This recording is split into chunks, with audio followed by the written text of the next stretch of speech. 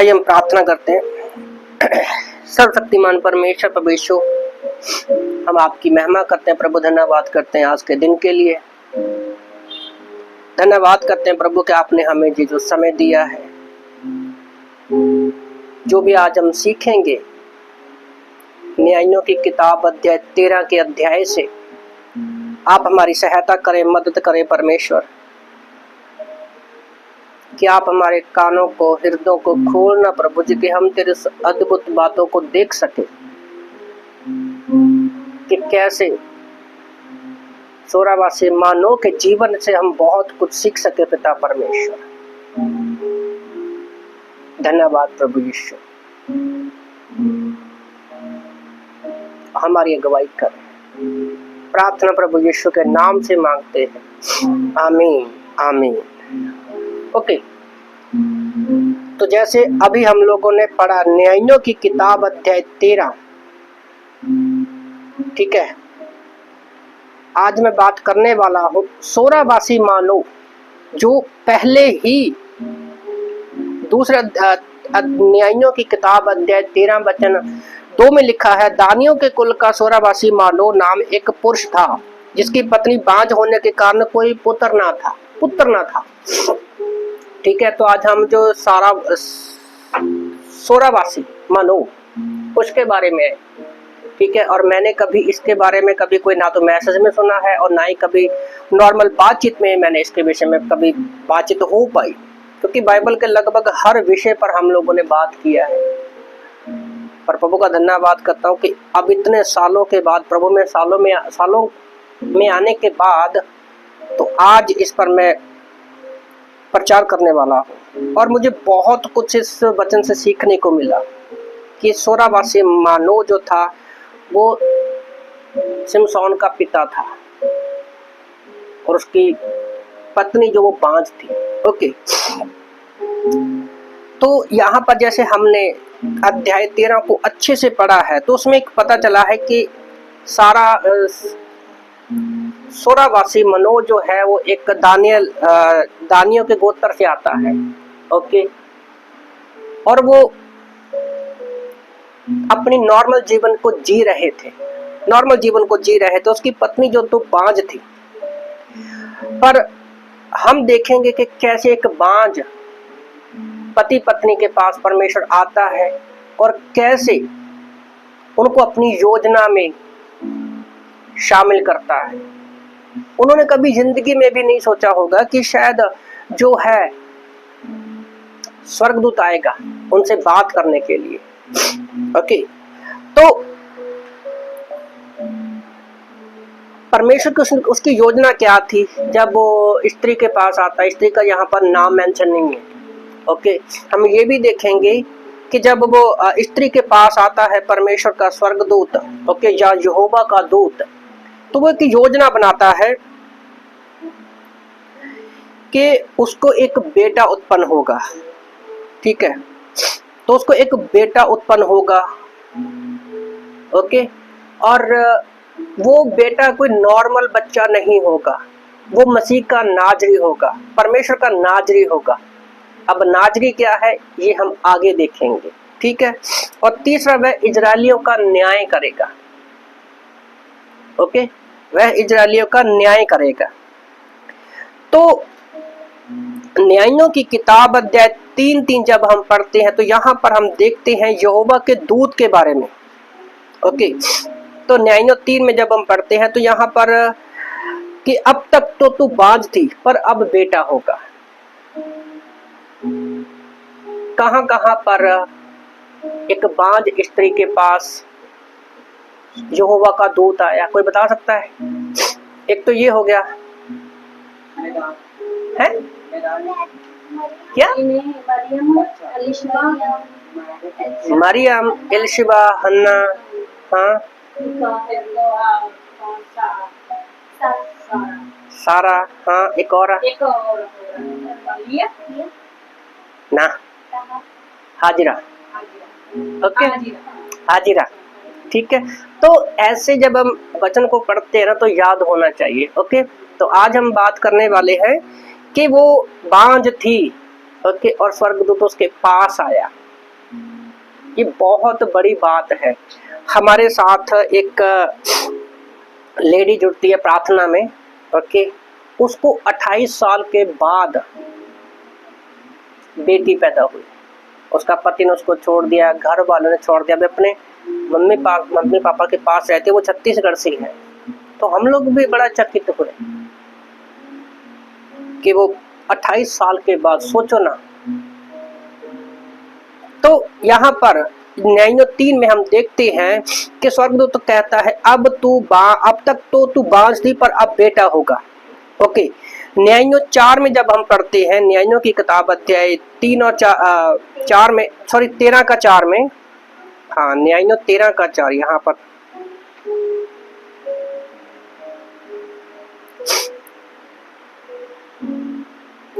न्यायों 13 का 4 में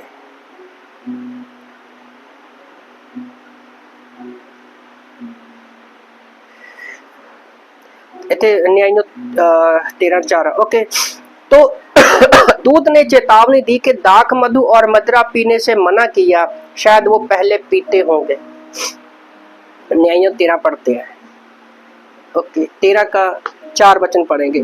इसलिए अब सावधान रहे कि ना तो तू दाख मधु वह किसी भांति की मदिरा पिए, ना ही कोई अशुद्ध वस्तु खाए, क्योंकि तू गर्भवती होगी और तेरे एक बेटा उत्पन्न होगा, क्योंकि वह जन्म ही से परमेश्वर का नाजीर होगा और इजरायलियों के फिलिस्तियों के हाथ से छुड़ाने वाला वही होगा। ओके, तो वही जो क्या है, छुड़ाने वाला होगा। मैं सोच रहा था कि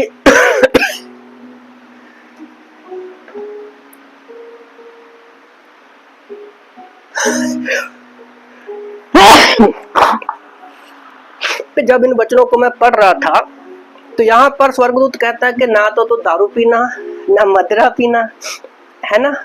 तो शायद वो पियक्कड़ होगी, दारू पीने वाली, क्योंकि अगर वो नहीं होती तो शायद वो ये शब्द नहीं बोलता। अंदाजा तो ये लगा सकते हैं ना। तो मैं सोचता हूँ कि यहाँ पर रैली में हम परमेश्वर के ना अनुग्रह को देखते हैं, परमेश्वर के अनुग्रह को देखते। सोचते ना, दारू पीने वाली लेडी के पास वो आता है, ये मेरा मानना है कि वो दारू पीती होगी, पर फिर भी वो आता है और एक ऐसी आशीष देता है जो बाइबल में बहुत कम देखने को मिलती है। ओके, तो यहोवा का दूत का मतलब क्या होता है?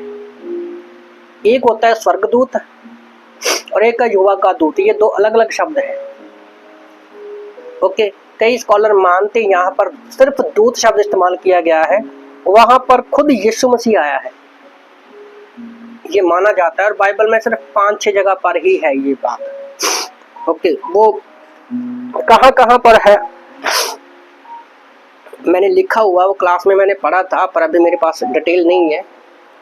ओके, तो स्वर्गदूत क्या होता है कि इसका मतलब होता है संदेशवाहक, ठीक है। उसका काम परमेश्वर का जो संदेश होता है वो लोगों के पास या तो व्यक्तिगत रूप से जाकर उनको देता है, जैसे यहाँ पर वो व्यक्तिगत रूप से प्रकट हुआ।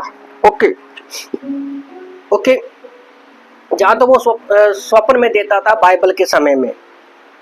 वो संदेशवाहक का काम होता है कि लोगों को संदेश देना और उनको कोई आज्ञा देना। ओके, तो यहाँ पर वो संदेश भी दे रहा है और आज्ञा भी दे रहा है कि तू ना तो मदिरा पीना, ना दाख मधु, ना दारू पीना, ठीक है। तो ऐसी ही एग्जाम्पल यहाँ कहाँ यहोवा का दूत नाम का इस्तेमाल किया गया है। हम एग्जाम्पलें पढ़ेंगे। सर्दी हो गया। जब हम पढ़ते हैं उत्पत्ति की किताब अध्याय 16 का 12 से 17, उत्पत्ति की किताब अध्याय 16, ओके, उत्पत्ति की किताब अध्याय 16 निकालेंगे हम लोग।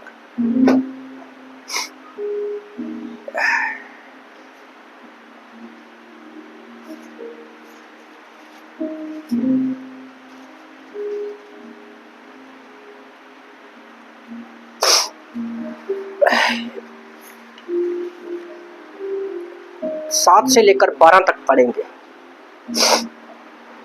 कहाँ पर यहोवा का दूत है? तो पहले कहाँ पर आया बाइबल में? वो यहाँ पर सारा के पास आता है। यहोवा का दूत, ओके, यहोवा का दूत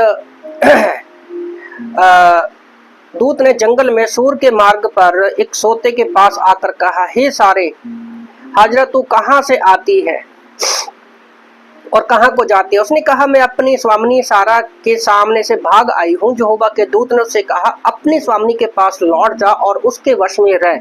और यहोवा के दूत ने उससे कहा, मैं तेरे वंश को बहुत बढ़ाऊंगा यहाँ तक के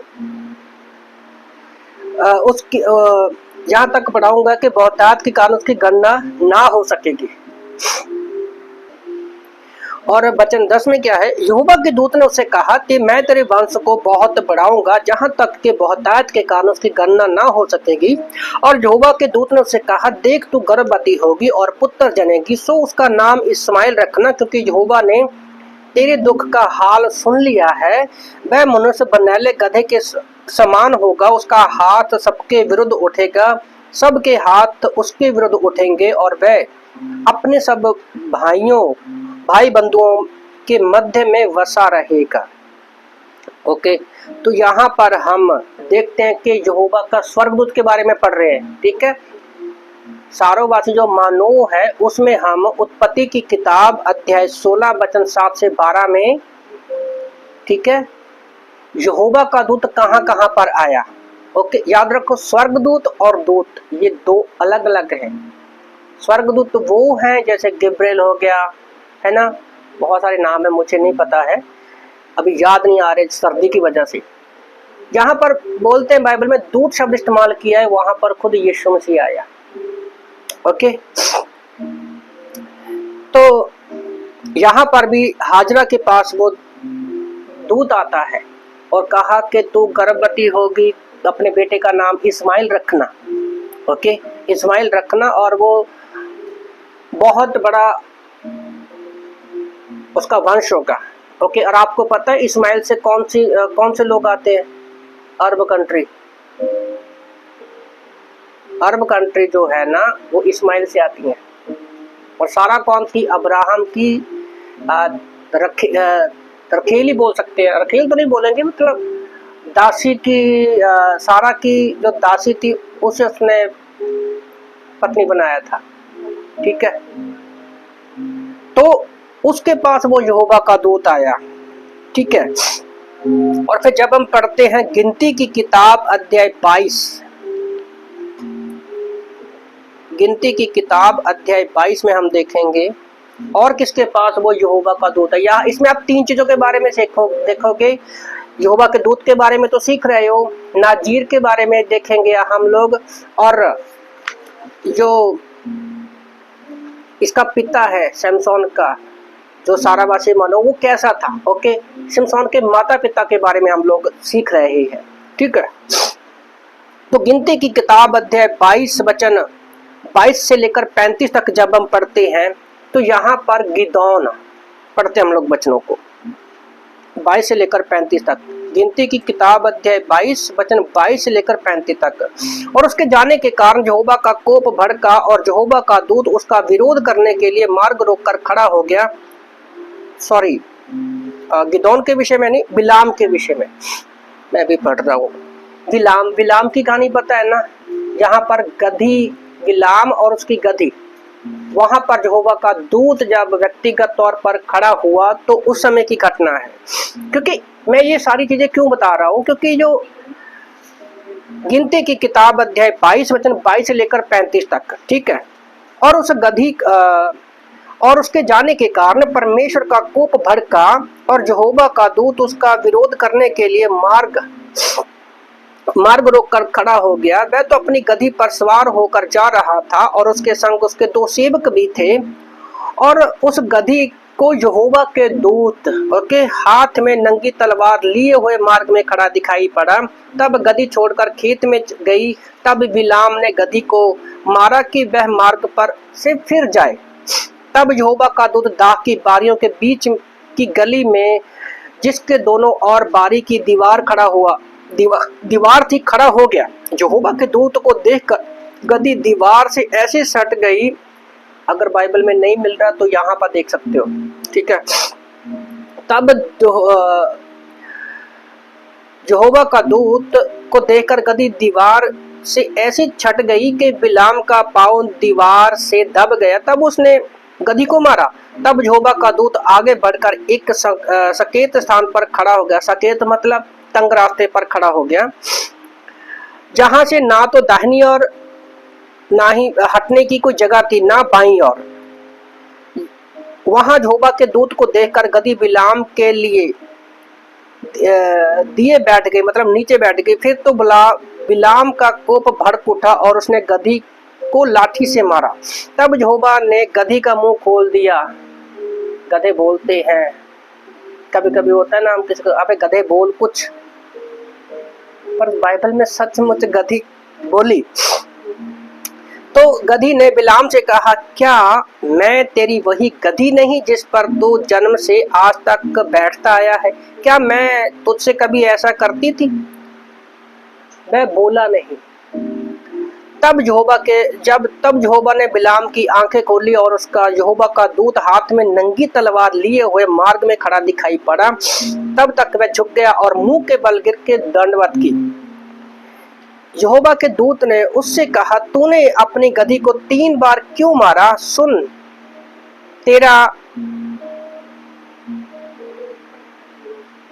तेरा विरोध करने के लिए मैं ही आया हूँ, इसलिए कि तू मेरे सामने से उल्टी चाल चलता है। यह गधी मुझे देखकर मेरे सामने से 3 बार हट गई। जो वह मेरे सामने से हट ना जाती तो निस्संदेह मैं आज तुझको मार ही डालता, परंतु उसे जीवित छोड़ देता। तब बिलाम ने यहोवा के दूत से कहा, मैंने पाप किया। मैं नहीं जानता था कि तू मेरा सामना करने को मार्ग में खड़ा है, इसलिए अब यदि तू मुझे बुरा लगता है तो मैं लौट जाता हूँ। यहोवा के दूत ने बिलाम से कहा, इन पुरुषों के संग तू चला जा, केवल वही बात कहना जो मैं तुझसे कहूंगा। तब बिलाम बालाक के हाकिमों के संग चला गया। तो यहाँ पर एक बिलाम नबी है जिसके सामने यहोवा का दूत प्रकट हुआ, और हमें पता है, अगर बाइबल को आप पढ़ोगे ध्यान से, गिनती की किताब को, तो वो इजराइलियों के विरुद्ध भविष्यवाणी करने को बालाक राजा ने बोला था, पर कहीं पर भी उनके विरुद्ध बात नहीं कर पाया। उसने आशीष ही दी, आशीष करने की ही बात बोली। ओके, तो यहोवा का दूत जब आता है वो आशीष का कारण होता है। ओके, याद रखो, उस समय बाइबल में अलग अलग तरीकों से परमेश्वर बात करता है, तो बात करने का तरीका था। ओके, अगर हम उत्पत्ति निर्गमन पढ़ते तो परमेश्वर आमने सामने बात करता था। ओके, फिर न्यायियों के रूप में, फिर भविष्यकर्ताओं के द्वारा, राजाओं के द्वारा। अंत के दिनों में बाइबल बोलती है कि इब्रानी में बुक में लिखा है कि अंत के दिनों में परमेश्वर ने अपने बेटे के द्वारा बात की, और आज पवित्र आत्मा है हमारे पास। ठीक है, तो हम जान पढ़ रहे हैं कि यहोवा का दूत कहाँ कहाँ पर दिखाई दिया। ठीक है, तो यहाँ पर भी हमें यहोवा का दूत दिखाई देता है। ओके, और उसने आशीष ही दी, और ऐसी अद्भुत आशीष देता है कि उसके बारे में हम लोग सोच भी नहीं सकते। ओके, तो तीसरा जो हम देख रहे हैं, लुक्का की किताब अध्याय 15 में। ओके, लुक्का की किताब अध्याय 15 में यूहन्ना बपतिस्मा देने वाले के विषय में भी। ओके, यूहन्ना बपतिस्मा देने वाले के बारे में वो जकरिया और इलिशबा के पास जाकर वो भविष्यवाणी करता है। ओके, कि तेरा बेटा जो हो पैदा होगा। और जकरिया ने, हमें पता, उसने विश्वास नहीं किया और वो गूंगा होगा। तब तक वो गूंगा रहा जब तक वो जो यूहन्ना बपतिस्मा देने वाला था वो पैदा नहीं हो गया। प्रभु का धन्यवाद, आप लोगों की प्रार्थनाओं से थोड़ा ठीक है। ओके, पानी खोल दे। ओके, तो यूहन्ना बपतिस्मा देने वाले की जो न्यूज़ थी देने के लिए कौन गया? यहोवा का दूत। स्वर्गदूत और दूत दो अलग अलग है, याद रखना जी। हम लोग यहोवा के दूत के बारे में पढ़ रहे हैं। ओके, तो फिर ठीक है, और फिर लुक्का की किताब में ही 1 से लेके 1 अध्याय 1 का 26 से 38 तक यीशु के जन्म के बारे में भी ओके, यीशु के जन्म के बारे में भी बोला के पैदा होगा। ओके, तो यहोवा का दूत ये शब्द बहुत इंपॉर्टेंट रहा है हमारे लिए, ठीक है। तो पहला ये था कि यहोवा के दूत के बारे में देखा, वो हाजरा से मिला, ओके, और वो बिलाम को मिला, जकराया और इल्सिबा को मिला। इल्सिबा भी जो थी वो बांझ थी, पर परमेश्वर ने उसको भी आशीष दी, और यूहन्ना बपतिस्मा देने के बारे में हम जानते हैं। ओके, तो लूका यीशु मसीह के बारे में भी यहोवा के दूत ने उसके बारे में बताया। ओके, तो अब न्यायियों 13 में ही हमें पता है कि जो परमेश्वर ने सोरावासी मनोक को जो बोला है, ओके, कि तेरा जो बेटा पैदा होगा वो नाजीर होगा। अब नाजीर शब्द क्या है, इसके बारे में आप लोगों को जानना बहुत जरूरी है। और नाजीर हर कोई नहीं बन सकता। ओके, नाजीर हर कोई नहीं बन सकता। ओके, जैसे नाजीर का मतलब क्या होता है, पहले तो हम लोग पढ़ेंगे गिनती की किताब अध्याय 6 वचन 1 से 8 तक, ठीक है। नाजीर के बारे में परमेश्वर ने गिनती की किताब अध्याय 6 1 से 8 तक पढ़ेंगे।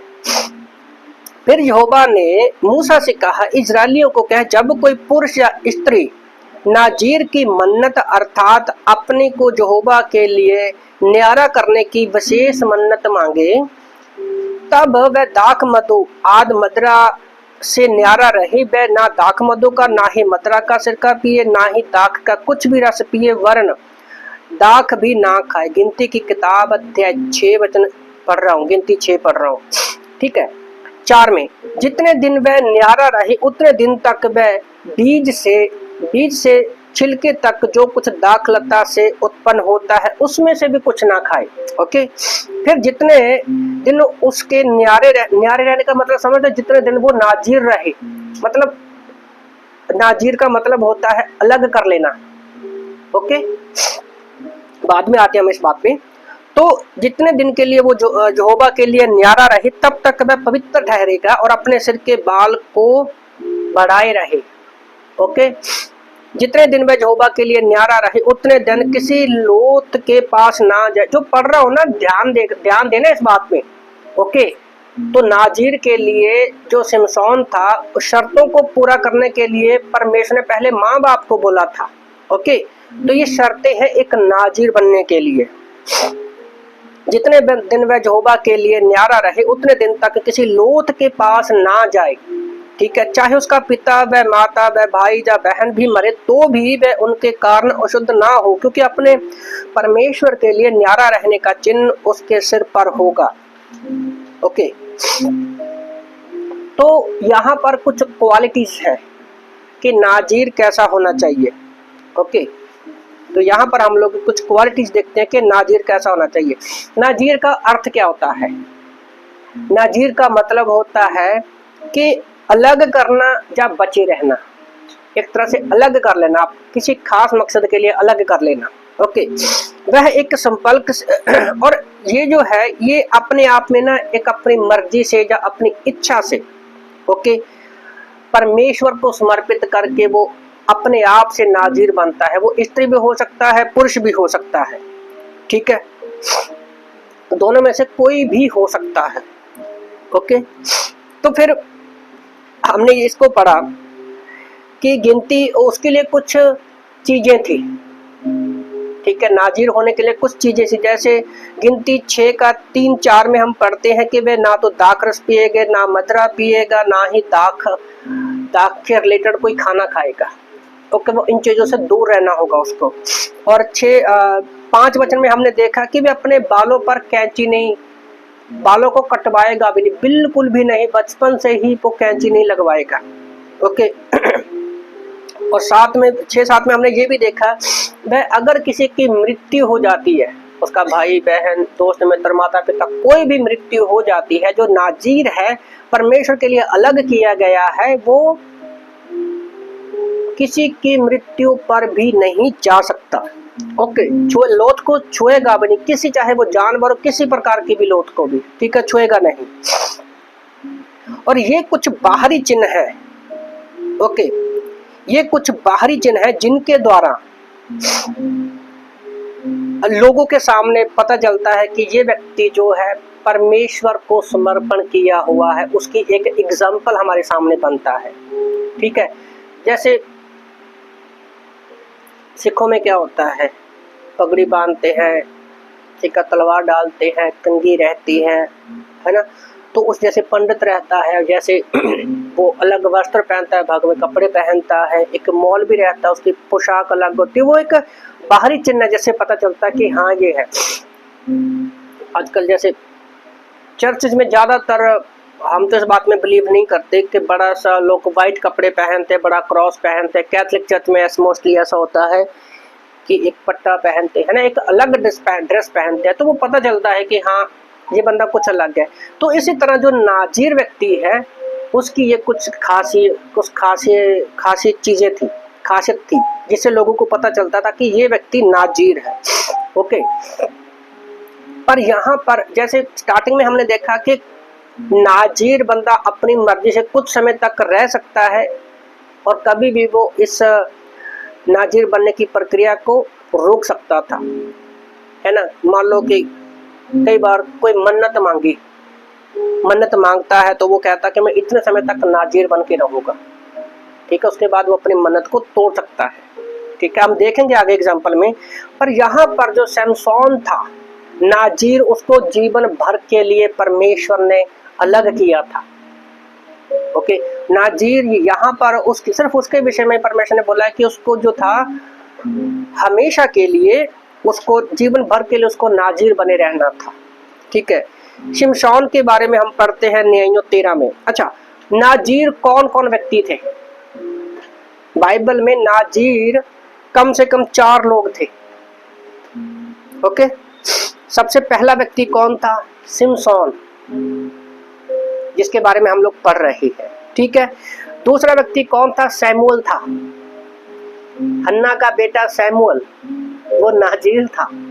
ठीक है, पहला सैमुअल अध्याय 1 का 9 से 11 पढ़ेंगे हम।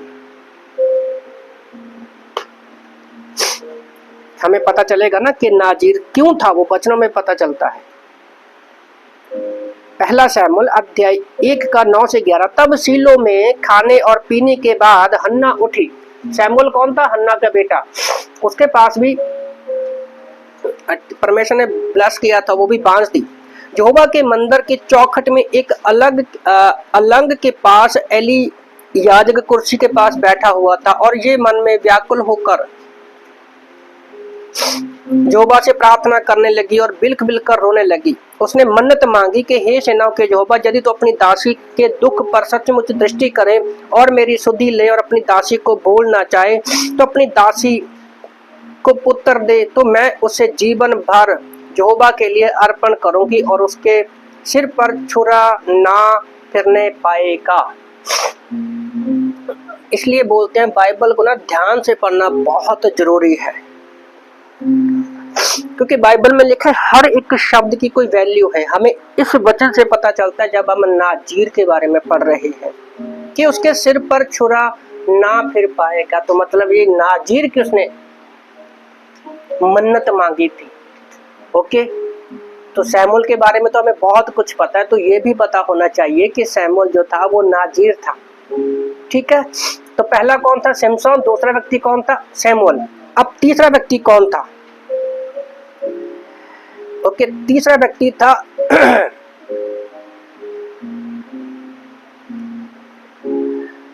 लुका की किताब अध्याय 1 वचन 15 निकालेंगे।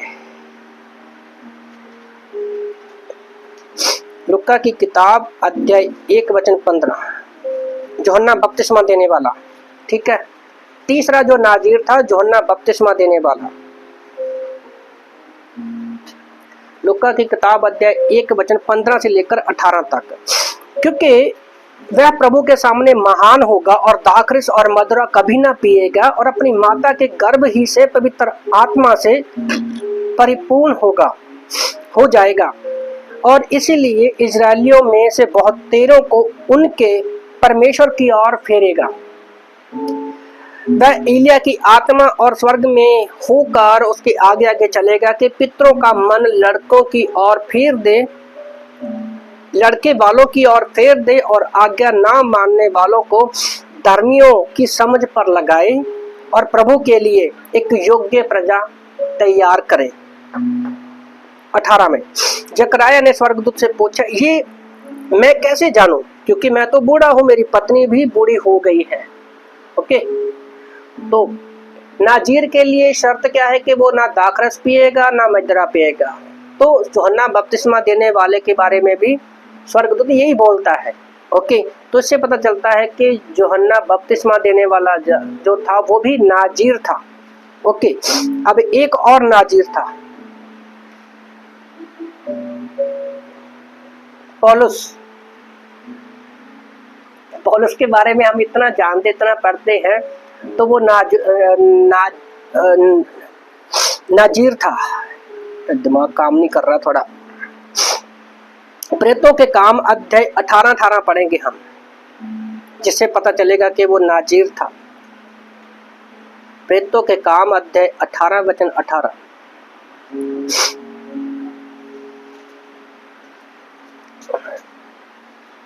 सो पौलुस बहुत दिन तक वहां रहा, फिर भाइयों से विदा होकर किखरिया में इसलिए सिर मुंडवाया क्योंकि उसने मन्नत मानी थी, और जहाज पर सूर्या को चल दिया और उसके साथ प्रिस्किल्ला और अक्विला भी थे।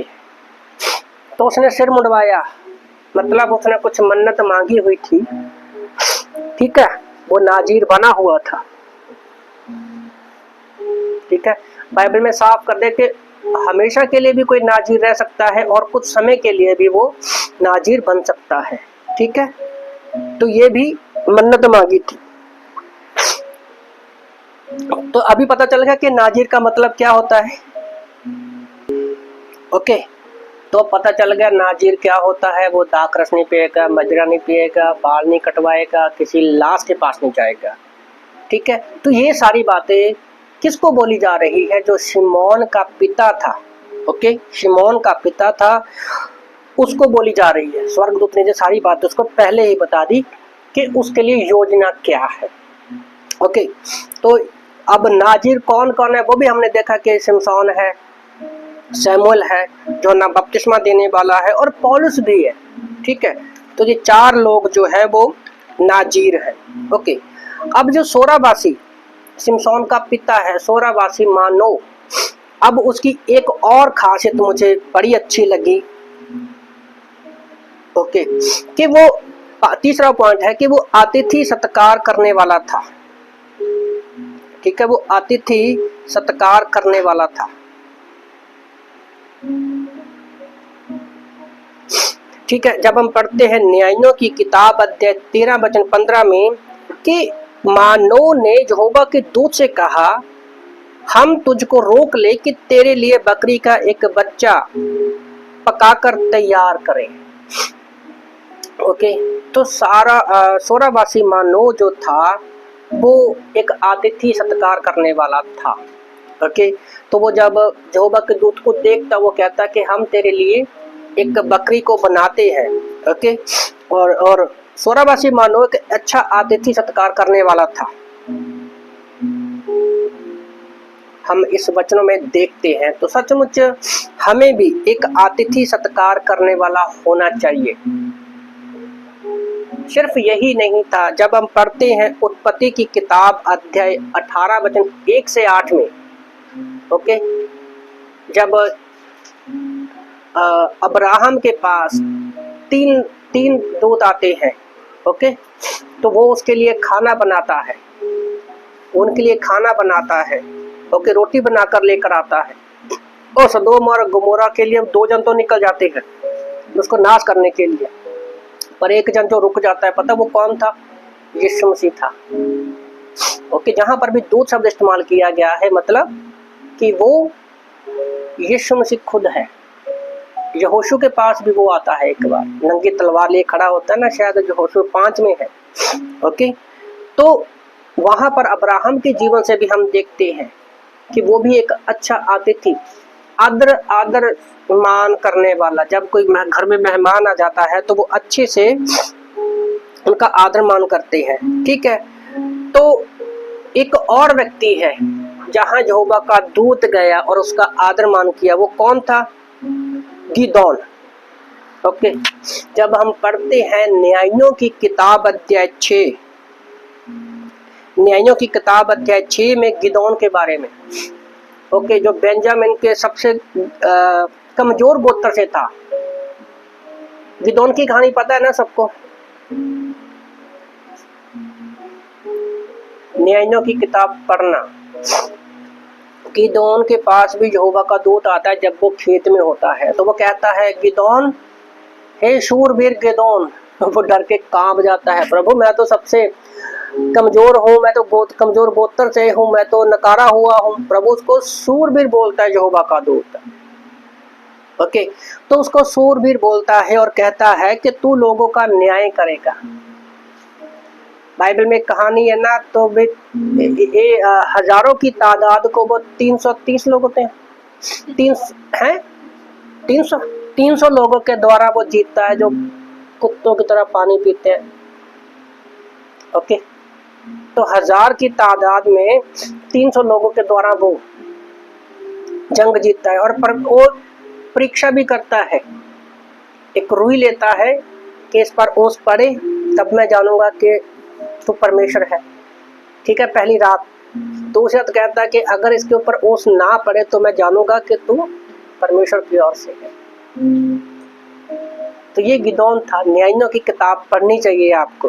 ओके, तो वहां पर भी स्वर्गदूत आया, पर उसने भी ओके उसके लिए अतिथि उसका स्वागत किया। और हमारे जीवन में भी ना अतिथि सत्कार करने वाला होना चाहिए। जब हमारे घर में आता है लोग, हमें तो लोग बुलाते हैं, आप लोग बुलाते हो, घर में सब कुछ करते हो, है ना, पर जब हमारे घर में कोई आता है तो मेरी भी इच्छा यही होती है कि हम अपने घर में जो आया अपने हाथों से उनके लिए तैयार करके उनके लिए खाना वगैरह परोसें। तो ये सबसे बड़ी एक एग्जाम्पल है। हम बाइबल में पास्टर की, अगर आप एक पास्टर हो तो ये खासियत होना बहुत इम्पोर्टेंट है। एक जगह तो ये भी लिखा है, कई बार हम अनजाने में ही स्वर्गदूतों को भोजन खिलाते हैं, शायद रोमियो में लिखा ही है। ओके, तो अतिथि सत्कार हमारे जीवन में बहुत जरूरी है। और जो लोग अतिथि सत्कार करने वाले होते हैं, परमेश्वर को वो भाते हैं और परमेश्वर से बहुत सारी आशीषें भी वो पाते हैं। ओके, परमेश्वर से वो बहुत सारी आशीषें भी पाते हैं। ओके, तो न्यायों की किताब अध्याय 13 में जब वो सोरावास से पूछता है कि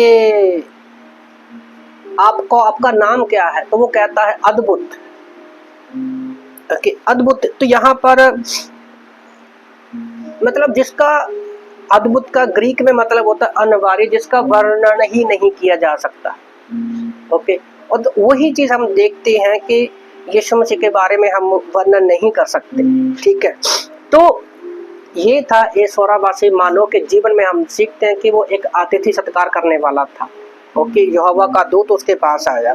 और चौथा पॉइंट क्या है? ओके, यहोवा के लिए बलिदान चढ़ाना। तो एक बलिदान करने वाला व्यक्ति था वो प्रभु के लिए। ठीक है, वो बलिदान चढ़ाने वाला व्यक्ति था एक। ठीक है, तो न्यायों की किताब अध्याय 13-19 में, ठीक है, बलिदान में परमेश्वर के लिए भेंट या उपहार होते थे। ओके, जब हम किसी को गिफ्ट देते हैं ना तो एक उपहार होता है, पर यहाँ पर परमेश्वर के लिए जो बलिदान चढ़ाए जाते थे, ठीक है, उपहार के रूप में बलिदान किन चीजों के चढ़ाए जाते थे? जहाँ तो वो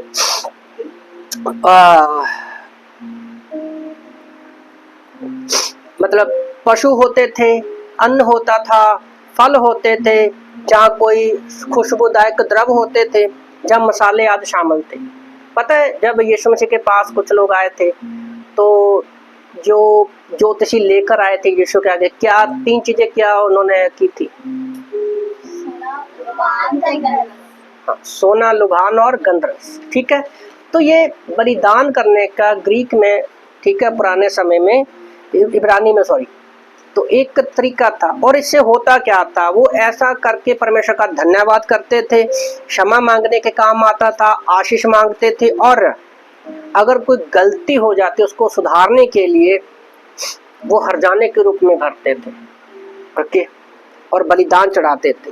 ऐसा करके वह परमेश्वर की ओर अपना मन फिराते थे। आज हम क्या करते हैं, ओके, आज हम ठीक है बलिदान तो नहीं चढ़ाते, पर हम अपने पापों की क्षमा मांगते हैं। पहला यूहन्ना अध्याय 1:9 में बाइबल में लिखा है कि अगर कोई व्यक्ति अपने पापों की क्षमा मांगता है, परमेश्वर की ओर फिरता है, तो परमेश्वर माफ करने में विश्वास योग्य और धर्मी है। पहला यूहन्ना अध्याय 1:9 में, ओके। तो ये पुराने नियम में जो चढ़ाए जाते थे बलिदान, तो यीशु मसीह की एक प्रतिछाया थी, ठीक है, पर इन सब को यीशु मसीह ने अपने लहू के द्वारा क्या है, पूरा कर दिया है, ओके।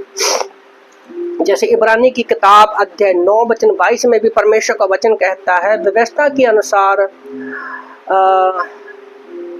प्राय सब वस्तुएं लहू को द्वारा शुद्ध की जाती थी और बिना लहू बहाए क्षमा नहीं होती, पर हमारे पापों की क्षमा जो है वो बिना लहू के नहीं होती थी, ओके। पुराने नियम में जितनी भी बलियां की जाती हैं वो यीशु मसीह का क्रूस पर आने के चित्र को दिखाता है। पता है ना, पुराने नियम में क्रूस का मतलब क्या है। मान लो ये क्रूस है, ठीक है, तो पुराने नियम के जो लोग थे तो वो क्रूस की तरफ देखते थे कि कोई आने वाला है जो हमारे लिए लहू बहाएगा, ठीक है। फिर यीशु मसीह आज से 2000 साल पहले आया, क्रूस पर अपना लहू बहाया और स्वर्ग में उठा लिए गए। तो अब हम लोग क्या हैं, क्रूस के इब्रानी लोग पुराना नियम इस तरफ है, नया नियम के लोग इस तरफ है। तो अभी हम पीछे देखते हैं, वो जब इस तरफ देखेंगे तो आगे की तरफ देख रहे हैं क्रूस की तरफ, जब हम लोग देखते हैं तो पीछे की तरफ देखते हैं, ठीक है, कि यीशु मसीह ने हमारे लिए क्या किया। तो ये एक अच्छा चिन्ह है, ठीक है। तो उसके लिए अब जैतून का तेल भी इस्तेमाल करते थे लोग, ओके, और लोबान, जैसे मैंने पहले बताया कि जैसे आए थे ज्योतिषी, आए थे, कितने ज्योतिषी आए थे,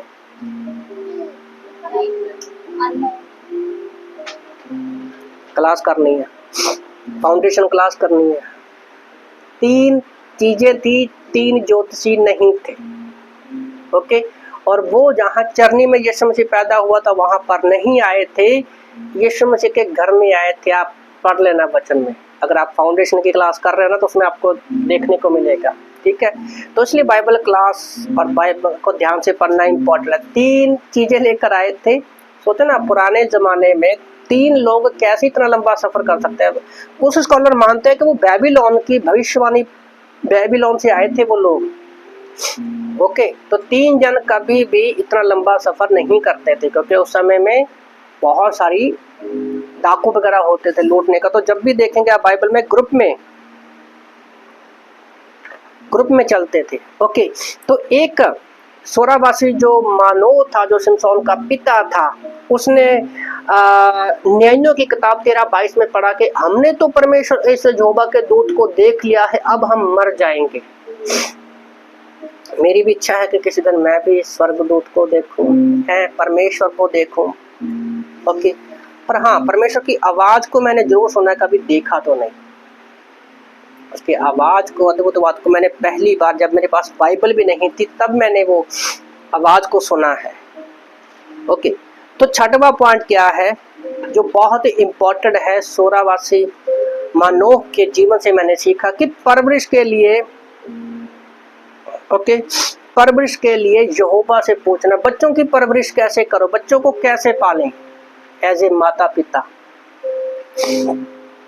वचन 13:8 में, तब मानोह ने यहोवा से विनती की, हे प्रभु विनती सुन, यहोवा का जो जन तू भेजा था फिर से हमारे पास आए और हमें सिखाए, जो बालक उत्पन्न होने वाला है हम क्या क्या करें। भले ये एक वचन लिखा हुआ पर इसमें बहुत सारी चीजें हैं माता पिता के लिए। सोरावासी मानोह जो था वो परमेश्वर से पूछने वाला व्यक्ति था, ओके। तो एज ए माता पिता हमें भी अपने बच्चों के लिए परमेश्वर से पूछने वाला होना चाहिए। और दूसरा, सिर्फ पूछता ही नहीं था, वो परमेश्वर से पूछकर सीखने वाला,